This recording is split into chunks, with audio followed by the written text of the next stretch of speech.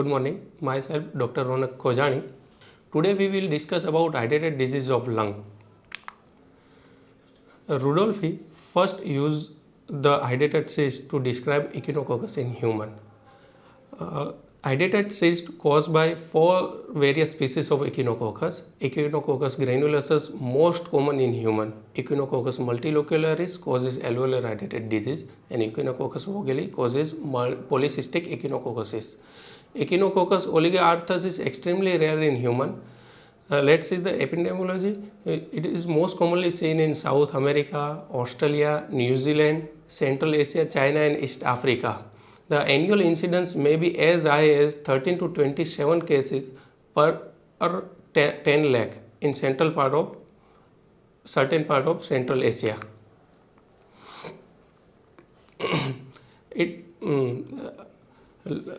Primary host is dog, wolves, coyotes by ingestion of mature cyst in sera of intermediate hosts like sheep, goat, human and cattle.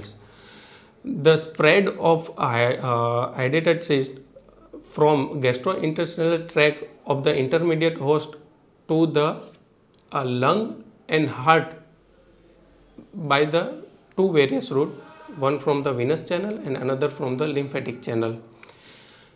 In gastrointestinal tract of intermediate host, ovum get converted into embryo. The oncosphere of this embryo penetrates the gastric mucosa and goes into the mesenteric venules and then into the portal vein. By that route, it reaches up to the liver and hepatic vein through this IVC and heart and pulmonary capillary and in the lung. By the second route, the embryo get penetrate the gastric mucosa, then to the lymphatic channel, then thoracic duct, inferior vena cava, heart and pulmonary capillary. This infected liver, lung ingested by primary host and cycle continue. Primary host is dog and intermediate host is human and sheep. The ova producing parasite seeded in feces of primary host which contaminate the vegetables and grass which is ingested by intermediate host like sheep. Then this ova by the various route reaches up to the lung and heart of the intermediate host. By ingestion of this contaminated lung and heart by a dog and another intermediate host like human, the parasite infect the primary host and human and cycle goes continue. The involvement of various organ in hydatid disease, liver is 60 to 80%, lung is 20 to 30%.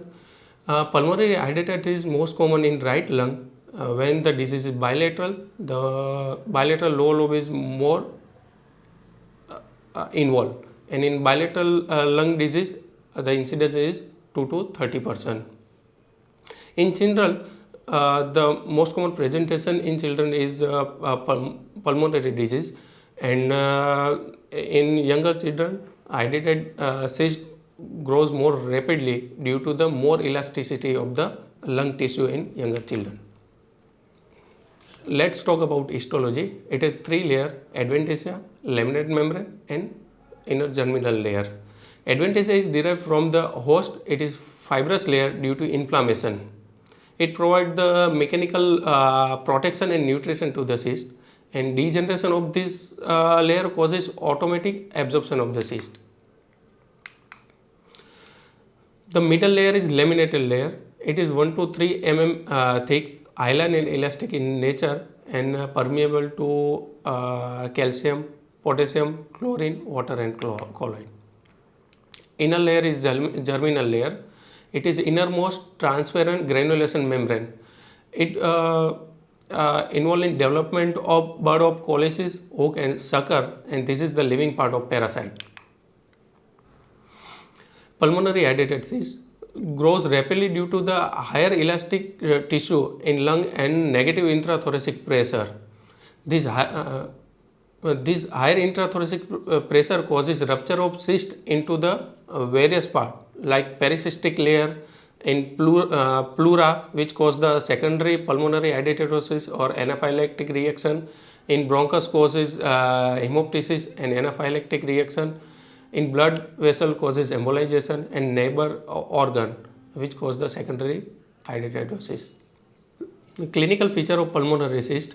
Intact cyst, generally intact cyst does not cause symptoms, only present with mild symptoms, which is depending on size and site of the cyst, which cause the cough, chest pain, blood streak sputum, and bulge on the chest wall when it is located in periphery. Rupture cyst, which cause the symptoms due to where its rupture. Like pericyst, there is no symptoms. In bronchus, it causes vigorous cough, expectoration of hydatid fluid and frothy blood with daughter cyst in sputum, and there is more chances of hypersensitivity reaction, sometimes anaphylaxis and death. In pleura, generally 5% cyst rupture into the pleura, which cause the cough, chest pain, fever, malaise, and dyspnea. Investigation, we can diagnose by various investigation. CT thorax is gold standard for diagnosis of hydatid cyst. CBC, we saw eosinophilia, serology test for IgM, and sputum analysis for daughter cyst. In chest X-ray, we can see various signs like water lily sign, crescent or moon sign, and Escuderon Emero sign, which is generally hydatid cyst is spherical in shape. During inspiration, it get a shape of oval, and sometimes we can say hydropneumothorax. USG abdomen is diagnostic for peritoneal hydatid cyst, most commonly liver. Then 2D echo for mediastinal like pericardial hydatid cyst. CT thorax is gold standard in diagnosis for lung and mediastinal hydatid cyst. You can see the chest X-ray on left side. There is a hydatid cyst in right lower lobe with daughter cyst at the bottom of the cyst. In left side, there is a oval shape hydatid cyst in middle zone of left lung. And there is another X-ray which contains the hydatid cyst in right lower lobe with air fluid level. In this X-ray, there is bilateral hydatid cyst, two cysts on right side and one at the left lower lobe. And on left side, there is loculated hydropneumothorax, which is also bilateral lung disease. In this X-ray, you can see the right middle zone hydatid cyst. In HRCT, there is right middle zone hydatid cyst at the posterior aspect. This is Kumbo sign, double air sac seen in the chest X-ray on right lower zone. You can also see in HRCT thorax there is multiple cyst, sustained cyst, which is daughter cyst. This is water lily or camelot sign on chest X-ray at the cyst in the left middle zone. This is HRCT thorax after complete absorption of the cyst, which shows the empty cyst, only peripheral lining you can see the in chest HRCT. Treatment of hydatid cyst is only surgical in lung. Medical treatment is only for who cannot tolerate surgery. Multiple cyst for which we have to wait. Multiple cyst with involvement of multiple organ, and all primary cyst cannot be removed during surgery and in post-operative period to prevent the recurrence. The effective antiparasitic agent is benzimidazole. Effect on commoners of O4s and wall of the cyst. Efficacy of this medicine is inversely correlated with the size and age of the parasite, wall calcification, pericystic fibrosis, which cause the weakening of the wall of the cyst. So there is chances of rupture during the medical treatment is more with this agent. The side effect of this medicine is hepatotoxicity, alopecia and neutropenia. For that we have to start 4 days prior to surgery and in post-operative period for 1 to 3 months. The dose is 10 to 15 milligram per kg per day for 1 month and repeat after 1 month with 2-week gap. Definitive is surgery for hydatid cyst of lung.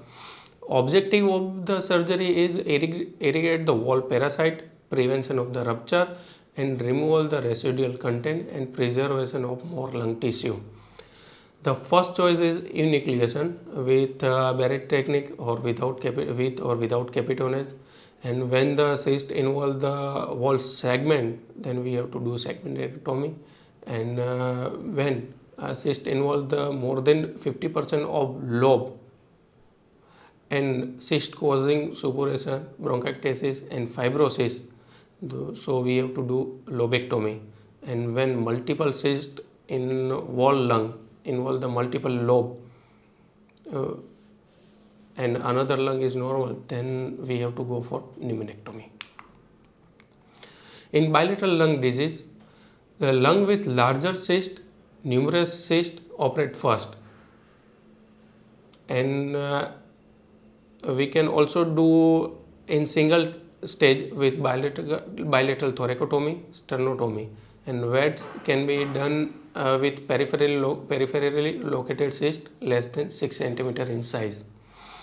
When a patient presented with multiple organ involvement like lung and liver, if we plan for stage operation, then lung first, and we can also do combined operation. During removal of hydatid cyst during surgery, we have to prevent the spillage, cover the surrounding tissue with mop, prepare the hypertonic saline like 3% NS, or you can also use betadine solution. After covering the surrounding tissue, expose the part where you have to operate. Make a cruciate or stellate incision on the most prominent part. Separate the laminate membrane from the pericystic area.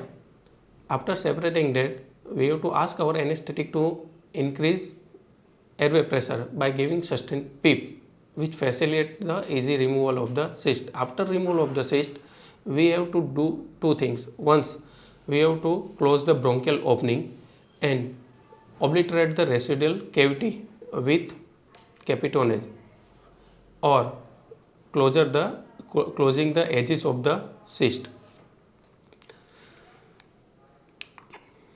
You can see the separation of the hydatid cyst from the adventitial layer from the laminated membrane.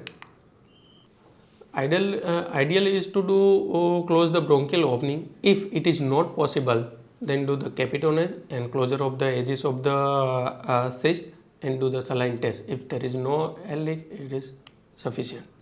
Complicated cyst ruptured into pleural cavity require early surgery, removal of the cyst and fluid, and closure of the bronchial opening. May require decortication.